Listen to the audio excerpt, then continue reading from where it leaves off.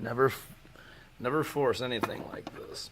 If the minute you feel any kind of resistance, if you force it, if you got 1 or 2 bolts in and you pull here, it's a big lever. And if you crack something, it's not going to go back together and it's not going to work, and then you're going to have to spend more. So I felt resistance, so I stopped. And I forgot this guy right here. So now I'm worried about this thing falling off completely because I was wondering why it gave me resistance. And I could have pulled at it for a while and it wouldn't have came off, but it probably would have cracked.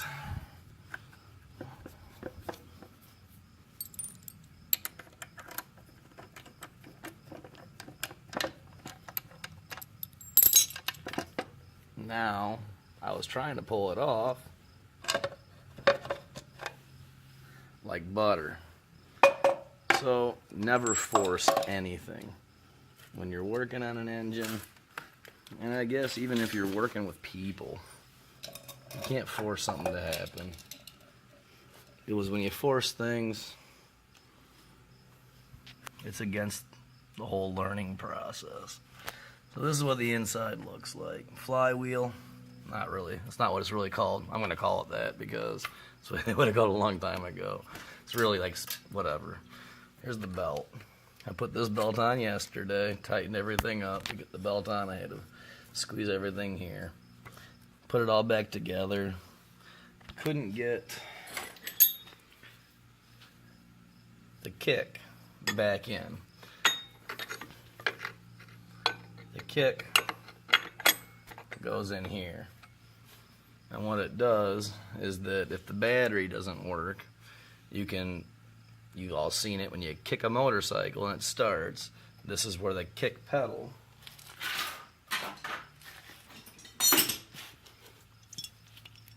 this guy will go on there.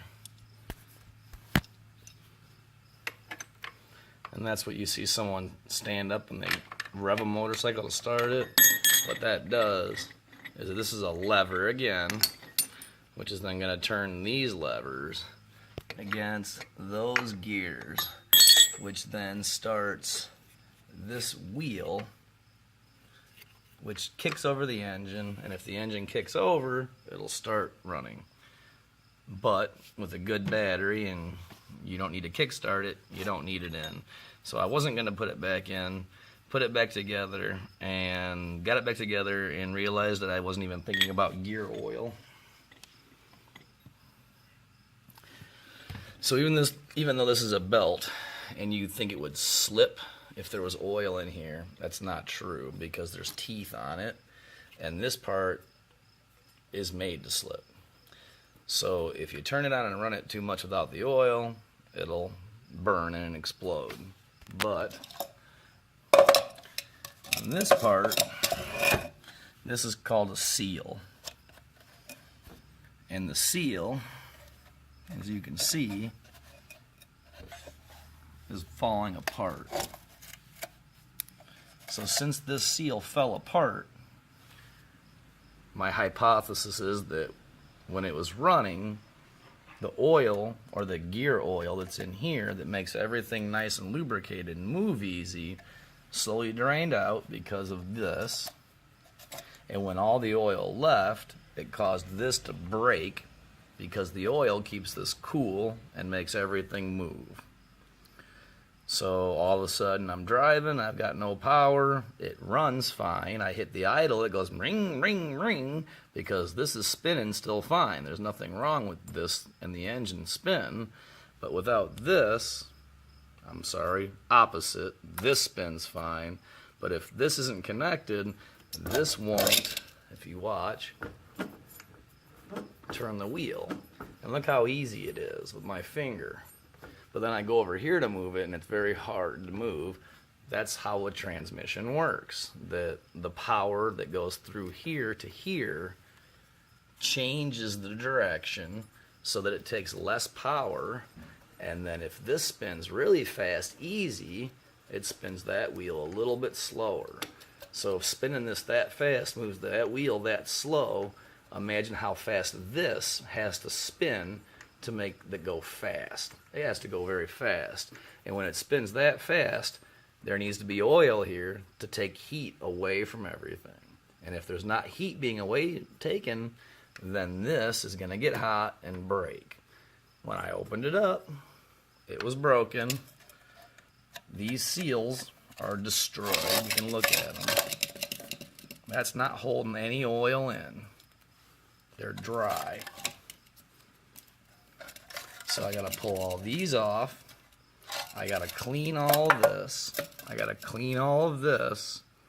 I got to make a new seal because I can't even find these online yet, but I haven't researched much because I'm confident that I can build a seal that's going to work fine.